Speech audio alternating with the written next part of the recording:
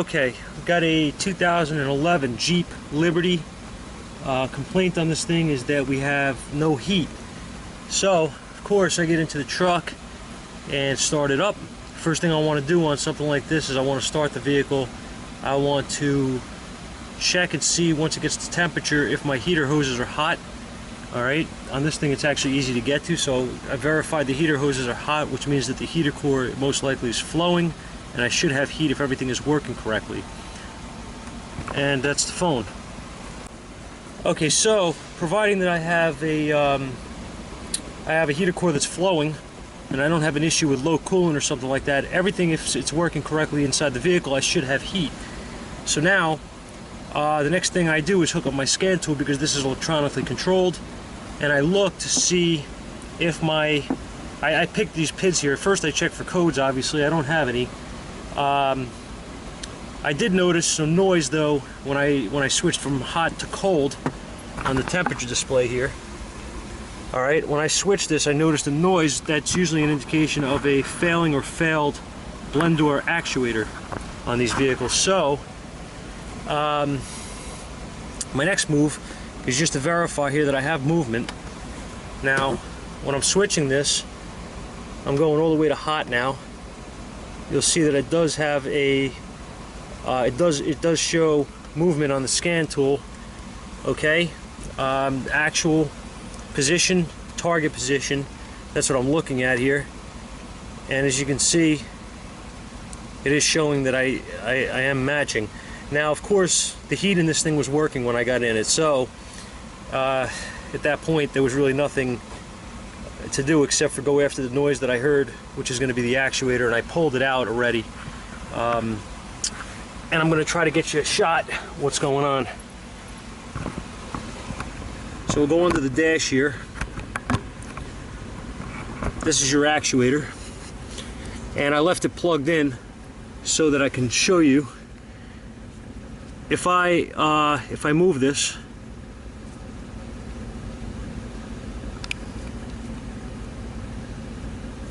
you'll see it is working all the way, but of course it's probably not going to do it now on camera, where it starts to slip. Yeah, no, of course not. You guys are going to have to take my word for it. This thing was absolutely bouncing all over the place, and it's got a stripped, there it goes. It's got a stripped gear inside, which is causing the problem. Can't service these. Up there it goes. It stopped. Now it's working. I'm gonna go back again, see if I can get it to do it, to show you what to look for. I'm sure you guys, if you've messed with these, have heard this noise. Let me keep a little pressure, a little reverse pressure on it. There it is. See it? There's it's stripped. Okay, you could just put a little pressure. I'm not holding this tight, and it's enough to cause it to slip. So what we're going to do is we're going to replace this actuator with a new one, which is supposed to be a known good, but we all know how new parts work nowadays. And I'll show you how to put that in, and we'll retest it. All right, guys, we're back. We got ourselves a new unit here. As you can see, I already took this one out, and these are held in with Torx.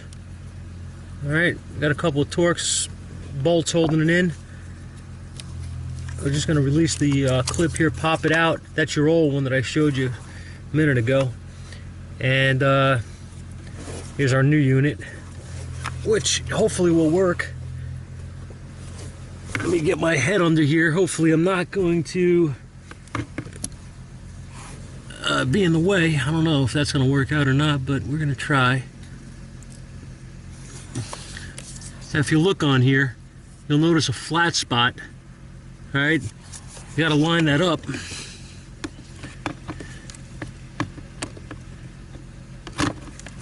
Not like that.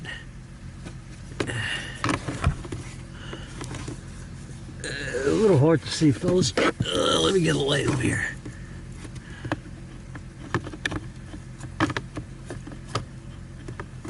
I still can't see.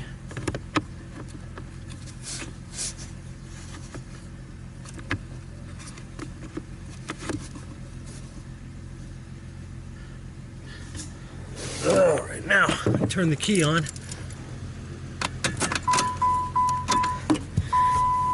Then I plug this guy in.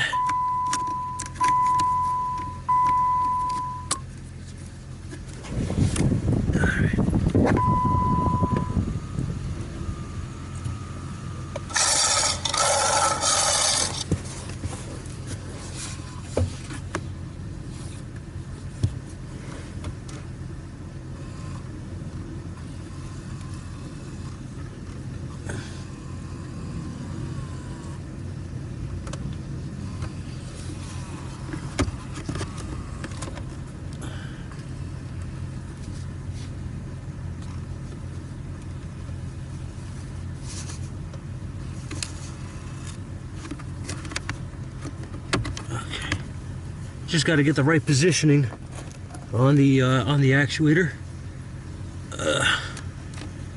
and we'll get a bolt started here, hopefully with without too much incident.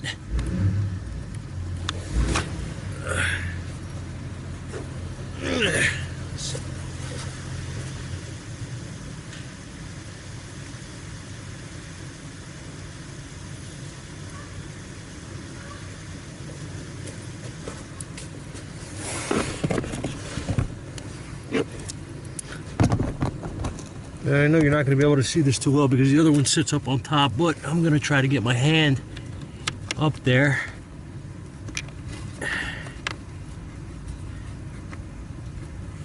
You really kind of got to get in there with a Torx and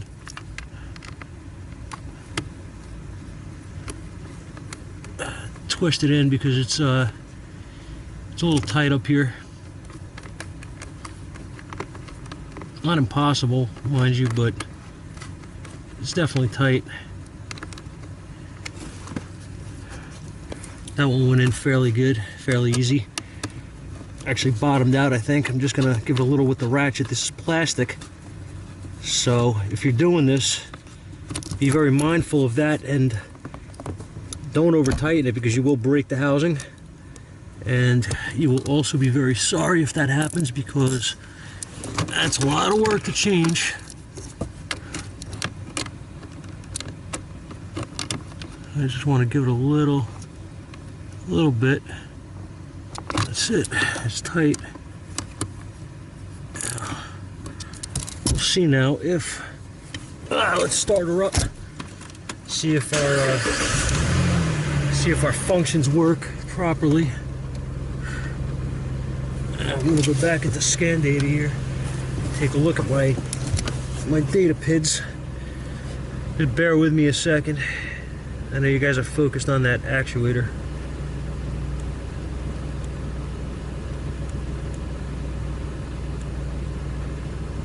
All right.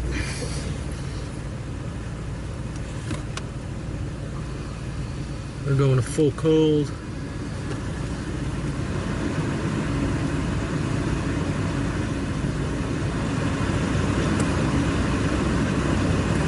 She is blowing cold.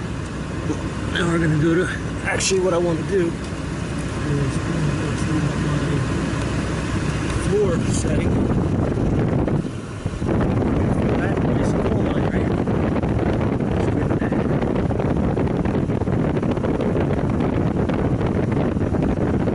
Full hot. And nice and smooth transition. And yeah, she's blowing hot now.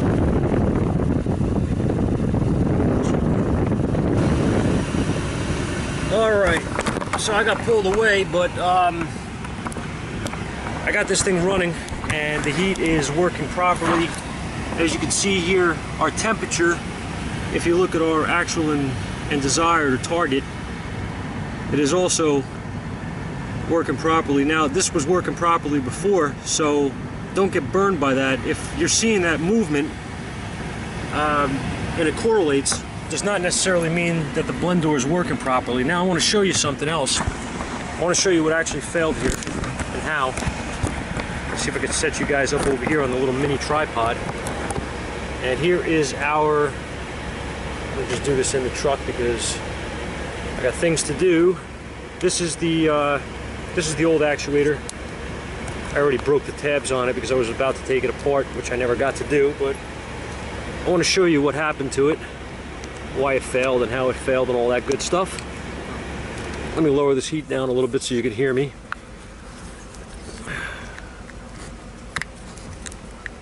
Let's see what broke here. Look, it's nice and packed with grease everywhere except on the surface of the gears. That's pretty cool. Let's see. Pop this guy out.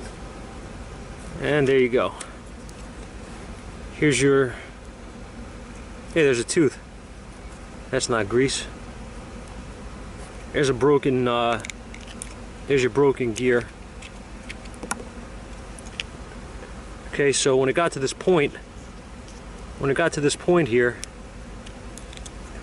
it was obviously stripping and causing the actuator not to move to the full position in order to get the heat. Okay, so there's your failure. Pretty simple. And yeah, they're made out of plastic, guys. That's, you know, it's modern technology.